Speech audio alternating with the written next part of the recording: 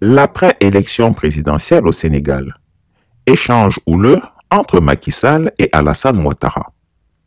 Ne dit-on pas que la victoire a 100 pères, mais que la défaite est orpheline?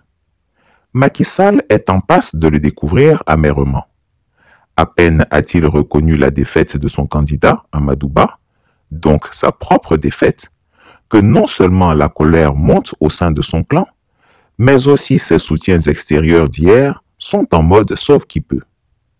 Disons que la direction de campagne d'Amadou Ba et tous ses soutiens considèrent que Macky Sall est le seul responsable de leur défaite. Ils font remarquer que celui-ci n'a pas mouillé le maillot, n'a pas donné de consigne de vote, ne s'est pas non plus montré avec le candidat pour battre campagne. Mais pire, ils estiment que ce sont ses errements dans la conduite de la période avant élection, son manque de vision et sa lâcheté qui ont conduit à la catastrophe électorale. La tension est vive dans le camp Macky Sall et ses partisans s'époumonnent à l'agonir d'injures. Comme un malheur ne vient pas seul, le malheureux a pensé trouver réconfort auprès de ses pairs et notamment le plus illustre d'entre eux, le vieux grigou et ingrat de son état, Alassane Ouattara. Quelle ne fut sa surprise quand au lieu de le réconforter, le dictateur ivoirien lui aussi n'a pas manqué de lui dire sa grande déception. Il a vertement dit qu'il était le seul responsable de sa mésaventure et qu'il a refusé de suivre ses conseils. Il rajouta que désormais, il doit se débrouiller seul, qu'il est un faible et un vaurien. Macky Sall, semble-t-il, a été profondément peiné par les propos de celui qui, pas plus tard qu'il y a seulement quelques heures, lui servait du « mon jeune frère de valeur ». Qu'est-ce que votre serviteur n'a-t-il pas fait pour démontrer que l'octogénaire super menteur était un ingrat incurable? Il a été ingrat avec son bienfaiteur de l'époque, Abdoulaye Wade, qui l'a poignardé dans le dos pour Macky Sall et qu'il ferait de même car qui trahit trahira. Mais Macky Sall n'a pas écouté. Alassane Ouattara a déjà tourné la page de l'ancien président du Sénégal. Maintenant, il est à l'affût de Bassirou Diomaye Faye qu'il va entreprendre et certainement tenter de séduire. Chris Yapi demande beaucoup de vigilance aux nouveaux dirigeants sénégalais. Il y a M. Nicolas Sarkozy, l'homme qui nous avait traité d'attardé historique, que nous ne serions pas suffisamment entrés dans l'histoire, que nous sommes dans l'éternel recommencement, l'homme qui a fait liquider Mohamed Kadhafi, déstabiliser la Libye et déstabiliser le Mali, parce que nous savons que le Mali a été déstabilisé à partir du problème libyen. L'homme qui a fait assassiner lâchement Kadhafi. Cet homme-là aujourd'hui, dont même la France ne veut plus, poursuivi d'ailleurs, cet homme est fréquent au Sénégal. Je vous dis que sa dernière visite en date, c'était du 10 au 14 juin. Il a quitté la Côte d'Ivoire où il était avec Jean-Yves Le Drian pour piquer sur Dakar et se faire recevoir avec le tapis rouge par toutes nos autorités. Et ces gens-là qui soufflent à l'oreille de Macky Sall. Il y a M. Jean-Louis Bruguière, ex-juge antiterroriste français, qui est aujourd'hui haut représentant de l'Union européenne auprès des États-Unis pour la lutte contre le financement du terrorisme. Il était à Dakar il y a à peine un mois, parce qu'il était à Dakar le 26 mai 2021. Ce monsieur s'est doté d'un cabinet de conseil en matière de lutte contre le terrorisme et a signé des contrats juteux un peu partout en Afrique. Il était au mois de septembre 2020 en Mauritanie pour renouveler son contrat. En réalité, c'est un spécialiste de la traque des opposants africains. Tout opposant africain est terroriste pour lui. Et il est grassement payé pour le faire. C'est ces gens-là qui soufflent aujourd'hui à l'oreille de nos gouvernants et qui sont à l'origine de toutes ces suggestions. Bien évidemment, Macky Sall en profite largement pour y ajouter tout ce qu'il veut par rapport à ses cibles personnelles. Je ne parle même pas de tous ces agents de renseignement, particulièrement de la France, et autres barbouzes qui pullulent dans notre pays, toujours prêts à exécuter les basses besognes comme du temps de Foccart. Parce que les méthodes sont maintenant beaucoup plus vicieuses, mais elles n'en sont pas pour autant complètement annulées. Ils n'ont pas pour autant abandonné toutes les vieilles méthodes de liquidation, comme ça a été fait avec les Sankara, les Lumumba, etc. Mais les méthodes sont beaucoup plus vicieuses maintenant. C'est des méthodes de destruction d'opposants par tous les outils modernes que nous connaissons. Aujourd'hui, Macky Sall a ouvert la porte à des sociétés de mercenaires. Depuis que le pétrole et le gaz, depuis que l'odeur du pétrole, du gaz sentent, plus toutes les autres ressources, nous avons toutes sortes de sociétés de mercenaires. Et je demanderai aux journalistes de faire de petites recherches sur la société Cove Saez SA, d'un certain Laurent Clerc, régulièrement à Dakar, et qui prétend avoir des méthodes pour se débarrasser des opposants. Je dis que nous n'avons pas besoin de toutes ces reliques politiques. Des reliques politiques chez eux, nous n'en avons pas besoin ici.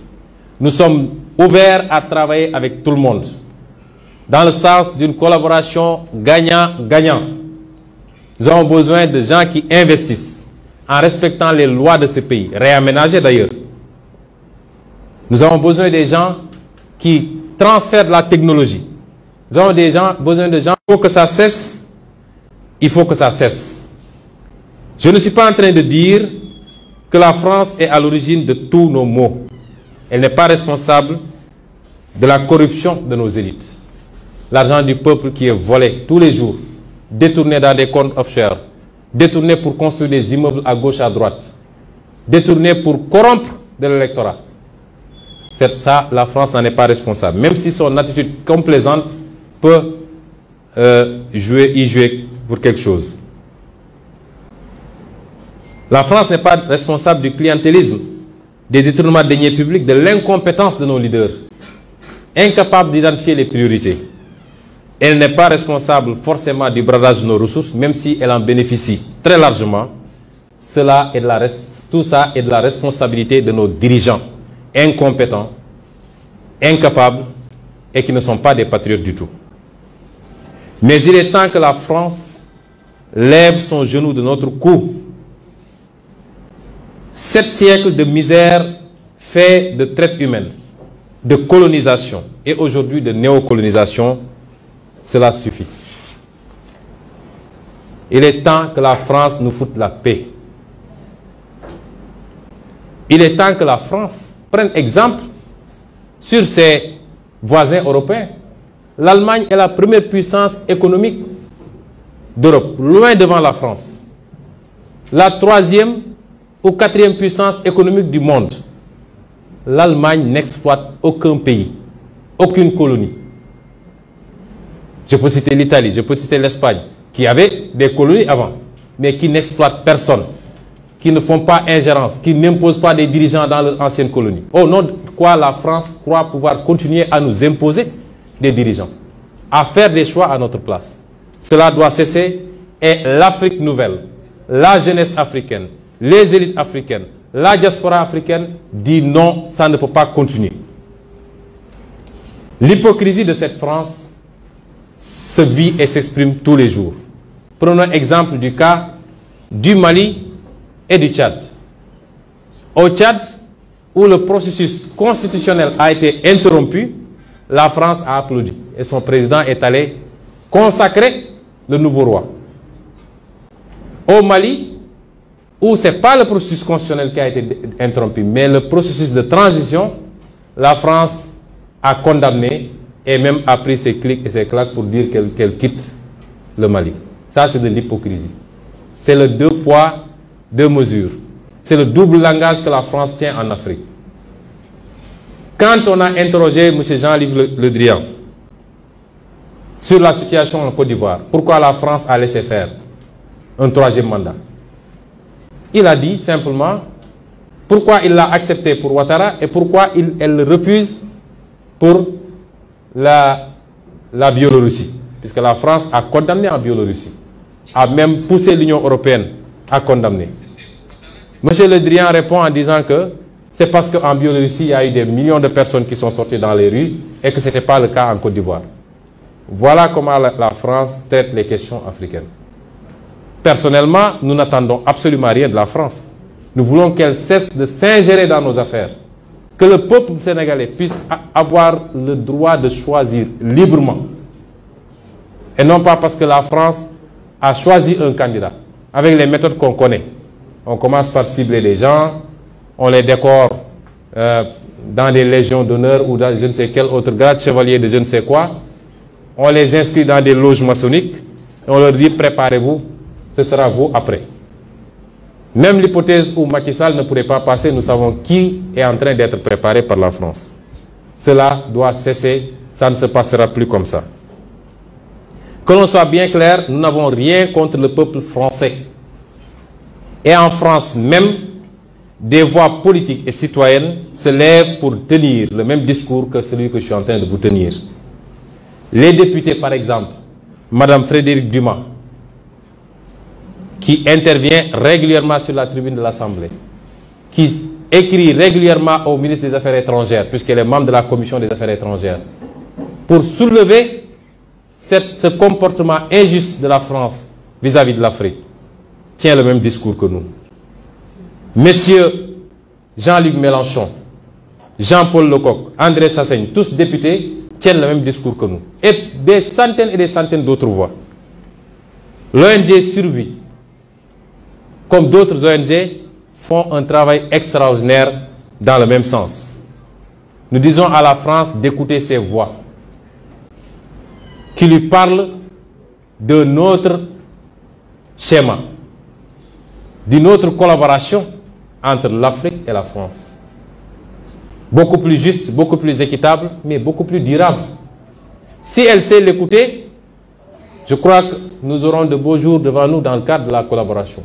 S'il ne sait pas l'écouter, pensant pouvoir continuer à fonctionner comme du temps de nos grands-papas, cette jeunesse africaine ne l'accepte plus. Il faut que la France se prépare à une rupture définitive et à quitter l'Afrique. Parce que l'Afrique appartient aux Africains, elle n'appartient pas à la France. Elle n'appartient à personne d'autre, ni la Chine, ni les États-Unis, ni personne. Et les Africains veulent prendre le destin en main enfin. Chris Yapi ne ment pas. Retrouvez Chris Yapi sur ses deux chaînes YouTube, sa chaîne Dailymotion, Instagram et VK.